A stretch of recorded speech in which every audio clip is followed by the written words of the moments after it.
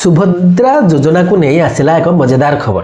आपण मैंने साधारण जानती सुभद्रा योजना सरकार महिला मानक पई प्रस्तुत करिसेंती। योजना महिला मानक 50,000 टंकार टोकन मनी मिले बोली बीजेपी सरकार करने पर सूचना देते।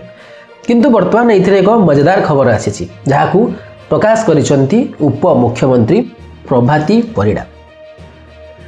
सुभद्रा योजना राज्य में आवेदन करिसेंती 157 जन पुरुष। यह सूचना देइसेंती उप मुख्यमंत्री प्रभाती परिड़ा।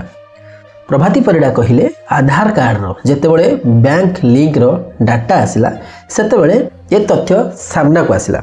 बेले बेले पुअर ना एवं झीर ना एका भली थाए। सेमाने त्रुटि रे आवेदन करि देइथिबे किंतु सेमानकु एथुरु बाद दिया जाइछि। किंतु यह साधारण चर्चा होछि यह त्रुटि रे होई न थाई पारे। जानी जानी 157 जन पुरुष सुभद्रा योजना अप्लाई करिथिबा अनुमान करा जाउछि। किंतु प्रकृत कथा होछि सेमाने अर्थ लोभरे एभली करी थाई पारंती बोली जहा विशेष भाव रे चर्चा होछि। तेबे एथिरे आपनक मतामत कोन आपण माने कमेंट करी निश्चय जणाइबे। Bureau report inform Odisha.